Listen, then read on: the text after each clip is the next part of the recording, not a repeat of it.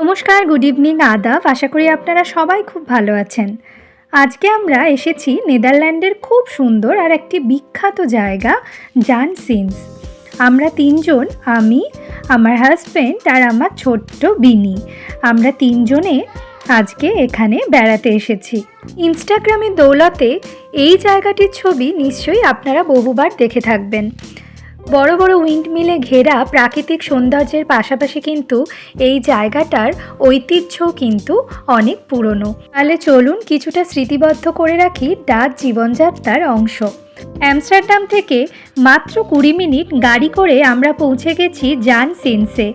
কিন্তু নামার পরেই মনে হলো কয়েকশো বছর আগের ইউরোপে চলে এসেছি। আর আমাকে শান্তনু বারবার বলছিল ও 8 বছর আগে এখানে কি দেখেছে আর এখন এখানে কি পরিবর্তন হয়েছে। এই সব কিছু স্মৃতিচারণ করতে করতে আমরা এগিয়ে যাচ্ছিলাম।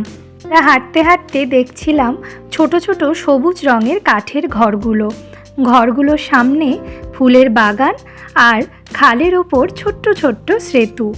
মনে হচ্ছিল যেন কোনো রূপকথার দেশে হাঁটছি। প্রত্যেক দিন এখানে বহু পর্যটকদের ভিড় জমে, কিন্তু তার মাঝখানেও এই গ্রামটার অপূর্ব নিস্তব্ধ সৌন্দর্য আপনাকে মুগ্ধ করবে। এরপর আমরা পৌঁছে গেছিলাম এইখানকার খুব বিখ্যাত এবং পুরনো একটি চিজ ফ্যাক্টরিতে। একটা ছোট্ট সুন্দর কাঠের বাড়ি, আর তার সাথে এই বাড়িটা কিন্তু বহু পুরনো আর একই রকমভাবে সুন্দরভাবে সাজানো। গেলেই কিন্তু বাড়ির চারপাশটা দেখে আপনার ভালো লাগবে।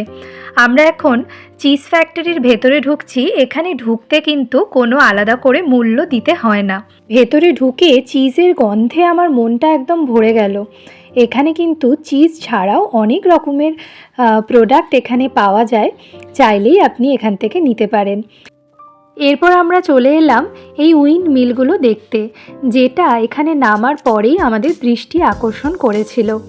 এখানে দাঁড়িয়ে দেখছিলাম কয়েকটা উইন্ড মিলের চাকাগুলো ঘুরছে, আর সেটা দেখে বিনি আমাকে বলে উঠল, দেখো মাম্মাম, ফ্যান ঘুরছে। সামনে জল, সবুজ মাঠ আর দূরে দাঁড়িয়ে থাকা উইন্ডমিলগুলো সব মিলিয়ে মনে হচ্ছিল সময়টা যেন একটু ধীর হয়ে গেছে। আমাদের ছোট্ট পরিবার নিয়ে এখানে এসে সত্যি আমাদের খুব ভাল লাগলো। আর সবার শেষে অনেকটা চকলেট, মার্শমেলো, স্প্রিঙ্কল দিয়ে আমরা ওয়েফার খেয়ে আমাদের বিকেলটা শেষ করলাম। তার সাথে আমি ভাবছিলাম পরিবারের কেউ এখানে এলে নেদারল্যান্ডের এই জায়গাটা কিন্তু আমি অবশ্যই ঘুরে দেখাবো। জান সিনস শুধু কিন্তু একটা জায়গা নয়, এখান থেকে আমি একটা ইতিহাস, প্রকৃতি আর আনন্দের অভিজ্ঞতা নিয়ে আমার ব্লগটা শেষ করছি।